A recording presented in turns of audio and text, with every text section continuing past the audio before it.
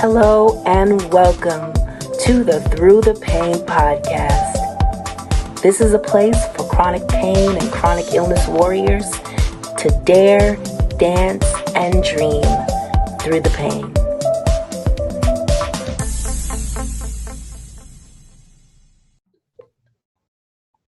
Hello and welcome to another great episode of the Through the Pain podcast. Today, I am excited because I have one of my sickle cell besties, just let you know that right now, Lena Harvey, also known as Lena Lavish, the Queen Warrior herself.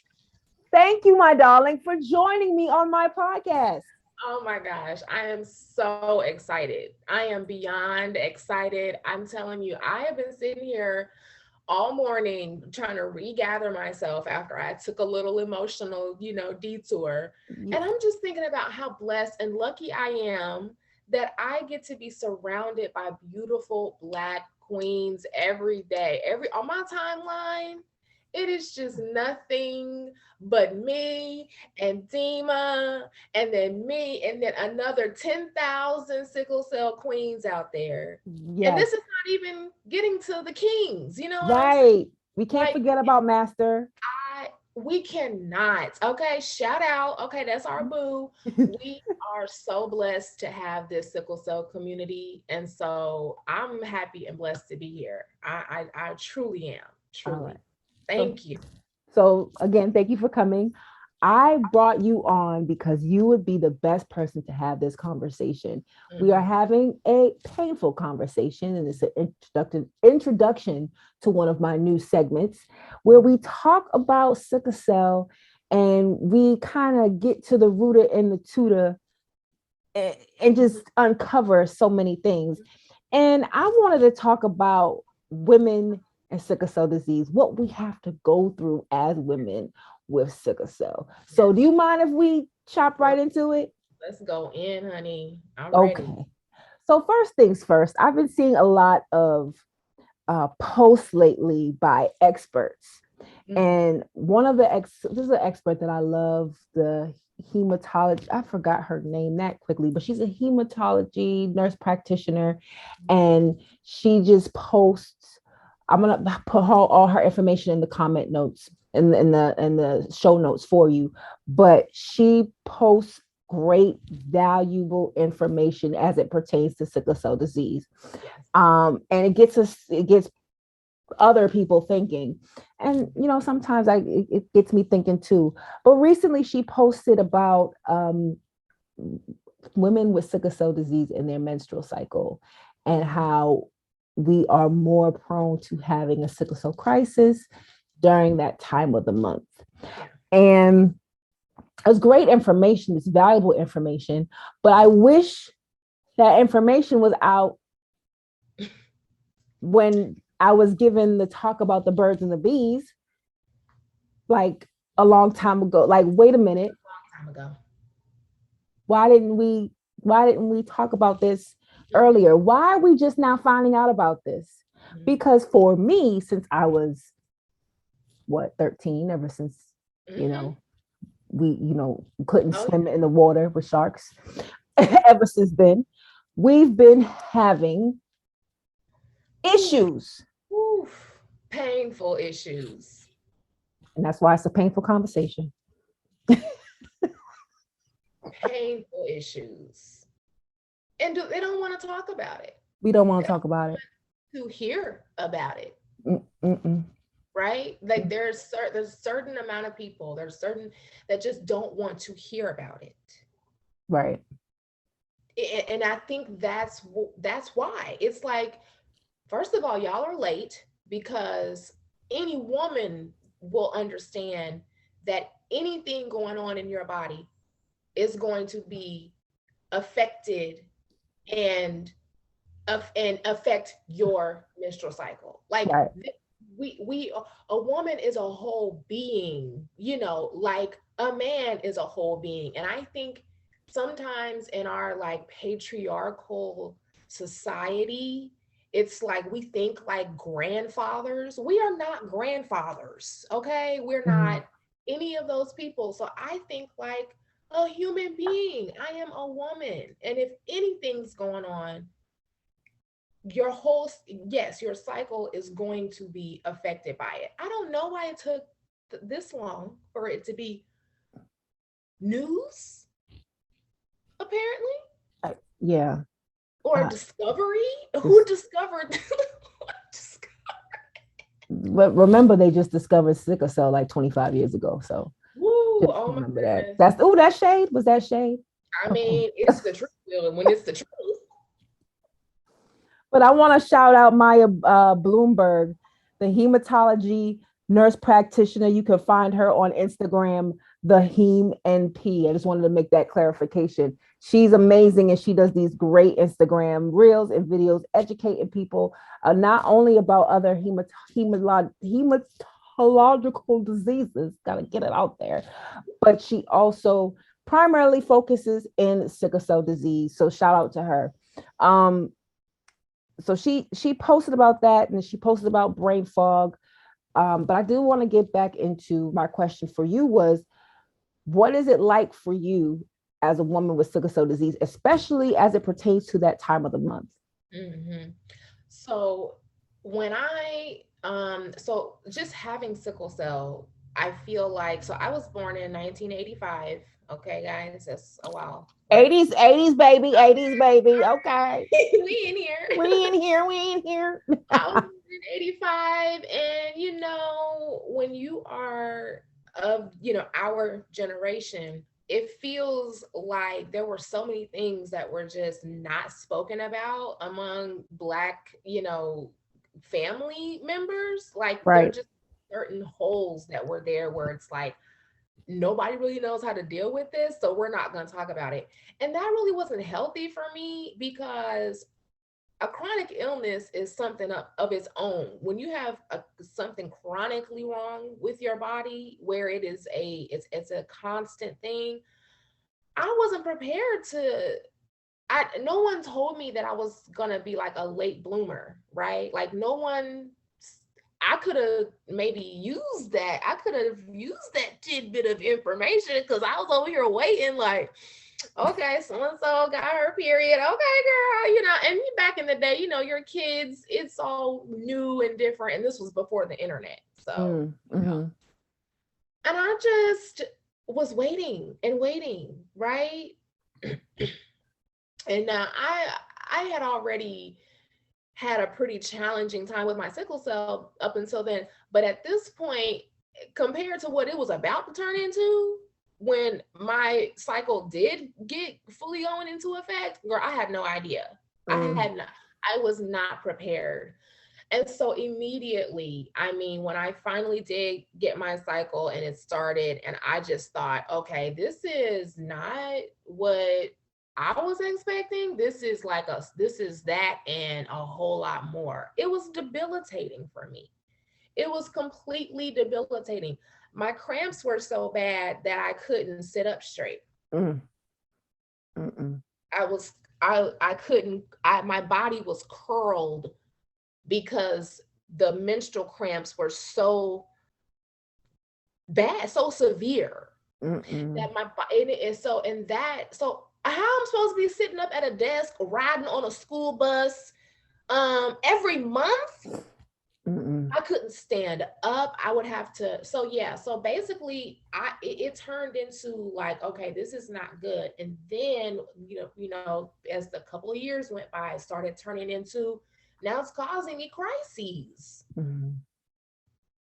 So now I'm like, okay, so I'm gonna be hurting. I'm gonna be in crisis like every time. Oh no, no. So I did not last very long before I had to seek birth control methods, because I could no longer afford the wear and tear it was putting on my body every month.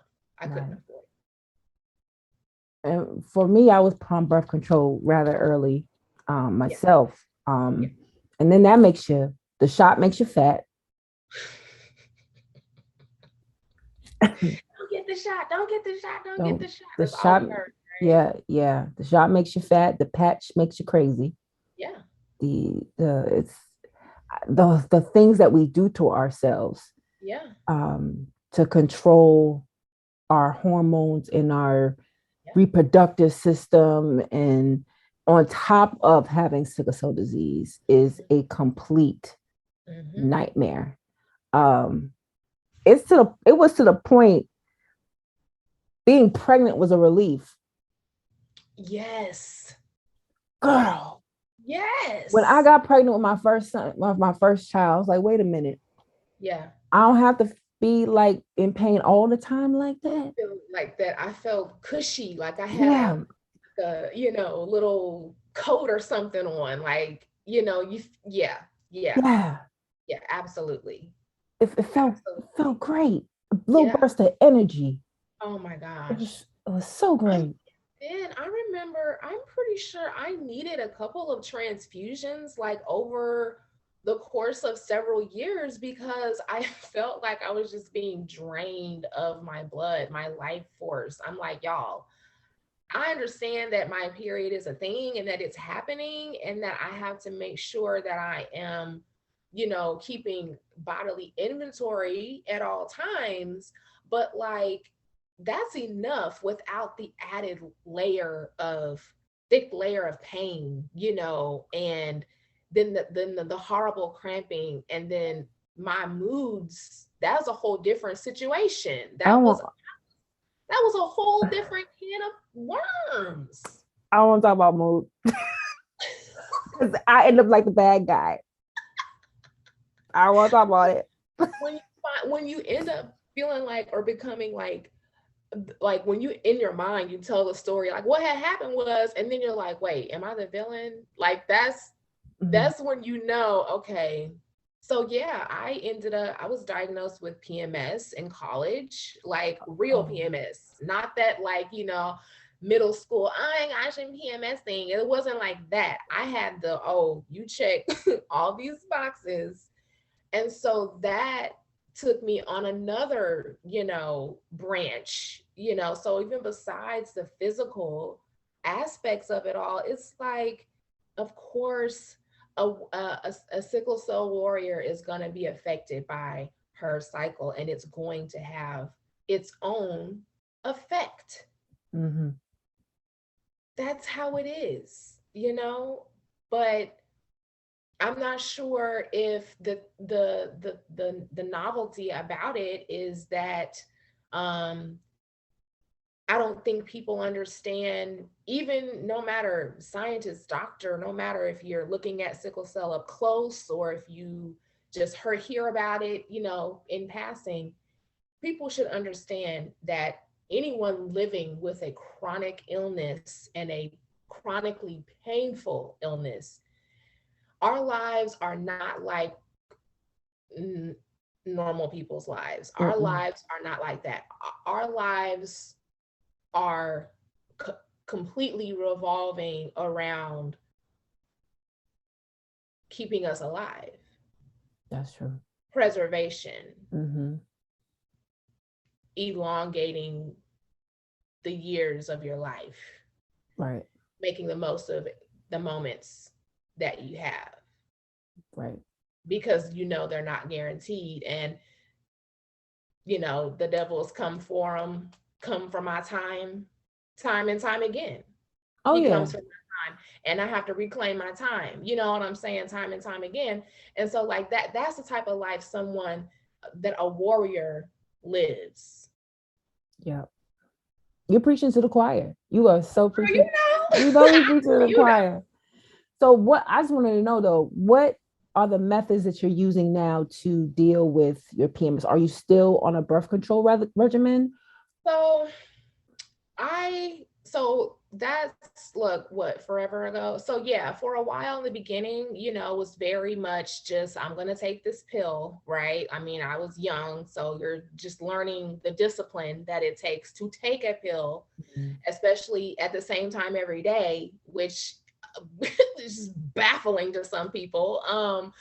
So that definitely taught me discipline early on. And then as I got older, of course, my husband and I've been married for a long time. My husband and I, were planning our family and trying to figure out what we wanted to do. And all of that I had to take into consideration besides my health.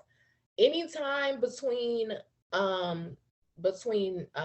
when I first started like taking the pill and like the next time I changed my next method of birth control, I was still having like some cyclical symptoms that were almost like phantom or like background, right? So even if I, you know what I'm trying to say, even if like it quelled the symptoms of like the cramps way down, like I could sit up straight, I wasn't having those crazy headaches. I could, I was more motivated to, be aware of my moods. I was like, those are the good things that were happening from me just taking the pill. And so, of course, I had my child. I had Jackson in 2012. And after that is when things change because, now I'm a mom. When you become a mom, now you're looking for like, look, I don't have much time. I got things to do, places to be, I got kids to pick up. So let's just do this. And so I definitely decided to get an IUD after that. Because I figured I was going to need time. My body was going to need time to rest, to like recalibrate itself after birth. Yes. And I was right. And so that gave me at least like 5 years of not having to really think about having much of a cycle anymore. So after my son, not only were the symptoms quelled, but now my cycle is now irregular and super light. Mm-hmm. So it comes and then I'm like, oh, it's here. Oh, it's gone. Like that. Oh, that's amazing. It's been a much better situation than what was going on prior to Jackson, because that was taking me through it. I was still going through it, even though I wasn't being hospitalized, for the crises that would come from it anymore. So I've progressed in kind of an upward, like, okay, it's getting better, so that's where I am still right now. I barely really even think about my cycle these days. Mm-hmm. Honestly, the only time I really know is if I'm having some of that ovulation pain, like in the middle of the month, where like you'll get some of that, like, oh, what's that sharp pain? It's one of them eggs trying to, Mm-hmm. can I come out? And you're like, nah, we good. Like, I'm good right now today. You don't really have to, but sometimes I'll have that. But my sister actually said that pain goes away if you just drink enough water. And I was like, oh, maybe I was just dehydrated. So yeah, now I just drink water all the time. On that note, I'll take a sip and stay hydrated. Hydration is key.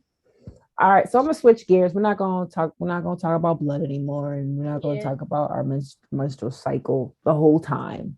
Yeah. We want to talk about other issues that affect us as women with sickle cell disease. Yes. You mentioned being an 80s baby, and I was gonna dedicate a show to this, but I just want to ask this question. Yeah. What was it like being an 80s baby with sickle cell disease? What was your experience like? Oh my gosh.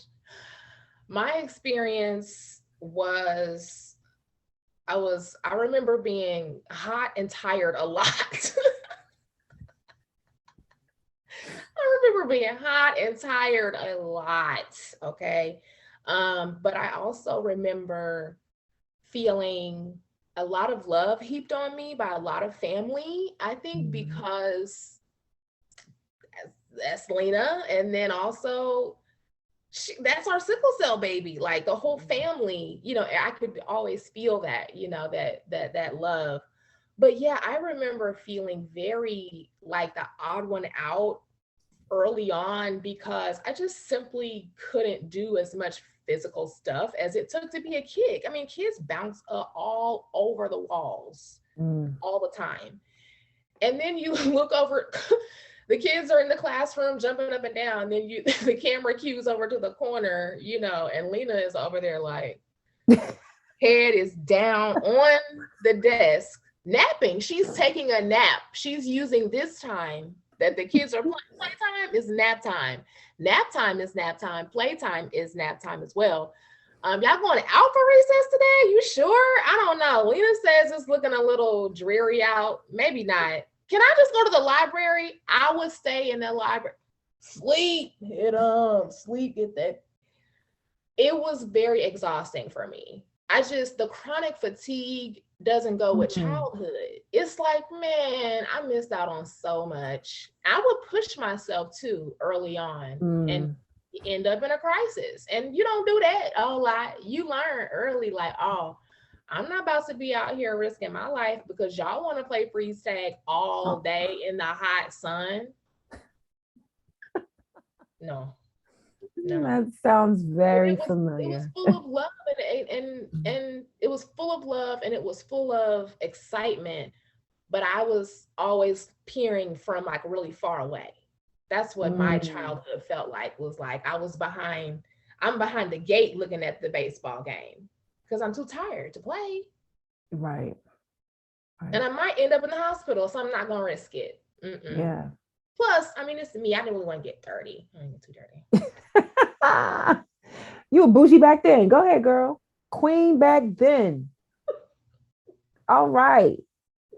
For me, I remember trying to fit in so much so that I'd throw myself into crisis and be that kid that's in the hospital.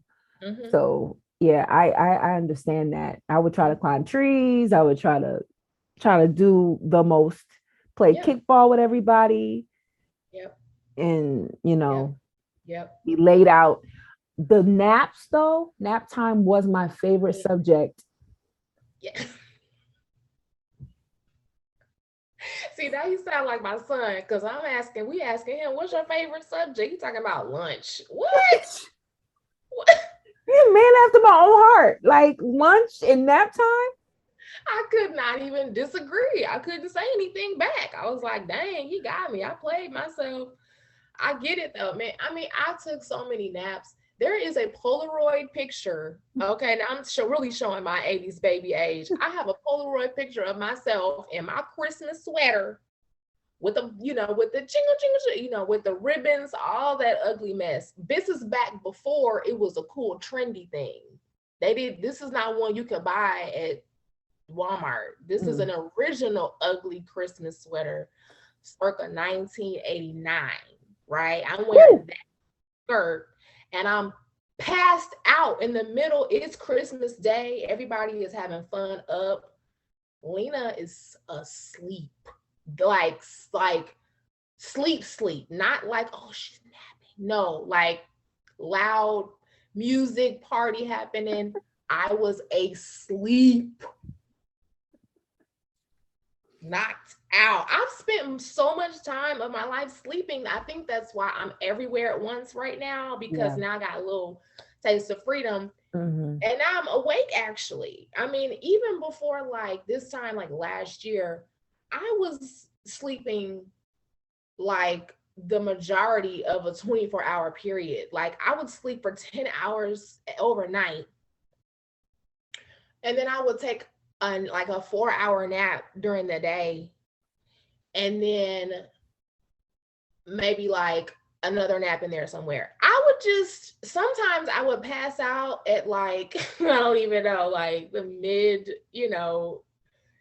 like dinner time, and just be gone until the next morning. And I'm like, what day is it, y'all? Right. What y'all been doing? And this newfound energy is because of something that you're doing now that's different. Okay. Yeah. I've had so many changes, positive changes over the last year. I mean, I'm one of those people that I want my healing by any means necessary. Right. And I've always been willing to go to the place or do the thing or call it whatever it is I have to do to seek another chunk of my healing, of my cure, because to me it's like, yeah, there are, very direct routes to getting a bone marrow transplant or things like that where you can pursue and but I'm the type of person that I need to be wholly healed. I need to be healed wholly. Yeah. And I appreciate anything that brings me that. And so I am one of those people that lives by taking Oxbryta. I started taking that, and it woke me up like Sleeping Beauty. I went from laying flat on my mattress every day, crying, feeling like I was planning, my funeral, feeling hopeless after the pandemic and losing, hurts and just all kinds of stuff. Like it was low like that. That was that I'm still, processing, but that was a moment where I just, I struggled. And so, and really going through a lot of this, like alone, like not alone, man. I have a great support system, but I kept a lot of the deep emotional, parts of it to myself. But since then, I started taking that medicine, and it was something about that in combination with the hydroxyurea that really helped to unleash my. Wait, you got the wait, Tom. You got the book. Stop playing. Wait, sorry, I spazzed out, y'all. I had a moment. To unleash. Okay. Continue. I'm sorry. My my true self underneath those thick layers of pain and fatigue. Like it drastically reduced my daily pain, my chronic fatigue. It like those were the two biggest things that I could not get past. And so what's been mostly different from me when people are like, what's going on with you? You look different, is because I feel better. And because of that, I don't take pain meds anymore. That's amazing. So I'm actually here and present with you. I'm here and present with you all online and in the world because I am not medicated. I'm not sedated. I'm not trudging through life like it's thick mud up to my waist. Oh my gosh, that's amazing. That is amazing. I'm so blessed. Okay, now I just got this book. It's called Unleash Royalty. It's by a wonderful queen who, is clearly one of my role models. Okay, her name is DIma Hendricks, and she look beautiful on the book. That's makeup. It don't matter, honey. You look. I highlighted in here. I said, "Oh, that's where she get that bone structure, Jamaican and Nigerian. She hit the jackpot." Dang. Okay. I ain't finished it yet, but girl, I already know it's gonna bless me because I just got here. Got here. So every time I see you, every time I see Cass, every time any of my girl, I'll be like, yes, if they can do it, so can I. Yes. I will grab my healing by if I could just touch the hem of his garment. Yep. Of his garment. That's the kind of experience I've been having. And so that's why I'm floating on air and trying to spread a little bit of love because we're lacking on compassion in the world. Yeah. Yeah. Lena, you're dope. You're dope. Where can my listeners find you, Lena? Well, I am mostly on the Facebook Meta, Lena Lizette Harvey. I am also mostly on Instagram at Lena Lavish 100. That's where I really put my personality into, art. That's where I just like to share how I'm feeling inside, but in a way where you can look at it up close at each picture, or you can just scroll and get a good dose of color in your life, and very colorful, by the way. move on. Yeah, see, that all happened. That's new. If you go back before, if you scroll, you'll see the way I was looking before. Tired, yeah. Laying down all the time. You know what I'm saying? And now Wait, she's not lying, y'all. She wait, time out. There's like a whole 3 rows of her posted up, like laid down, like in the bed. In the bed, chair, in the bed, sofa. Yes. Oh, she's up for that one. Pillow, laid down. I get it. That's real. All of that is real. So that Instagram is where you can see my story real quick and see, oh, something happened over here and this looks, better. And then I am also a writing contributor now to a website called sickle-cell.com. And that just happened, recently. And that's been an amazing experience. So people will be looking forward to seeing some articles from me, my perspectives and just things like that. That's an awesome community. I'm trying to get everybody on there because there are so many great resources from warriors from all over, not just here where we are. And then I am also, You're on YouTube. You're forgetting. I'm on YouTube. She's on bread. How are you forgetting your stuff? I'm on YouTube, right? So Lena Lavish, the Queen Warrior herself, that person was born when I sprang up out of the bed last year. I woke up, I opened up all the windows in the house. I looked at my husband, I said, honey, have I not been like complaining about my pain? He's like, no, not really. I'm like, oh my gosh, because that was a daily thing, before. And so ever since then, I'm like, oh, I've forgotten myself. Let me reintroduce myself, because I now can be her. And so that's really what is going to be showcased on my YouTube channel. Please come by. I promise I have things coming soon. My video is being edited as we speak. And so, it has been such a wonderful journey, and it is just the beginning, apparently. Apparently, it's just the beginning. That's what I've been told. Yes. I see great things for you. So again, thank you. You're going to come back. We're going to come back for a joyful conversation. Yes. We're going to talk about some other great things that are happening. So thank you, Lena Harvey, aka Lena Lavish, the Queen Warrior herself. Thank you for being on the Through the Pain podcast. And I'm going to send all my followers to you. Most definitely. Thank you so much, Nima. For tools, merchandise, and additional information, log on to our website, www.throughthepain.org. This has been a Public Praise Media production.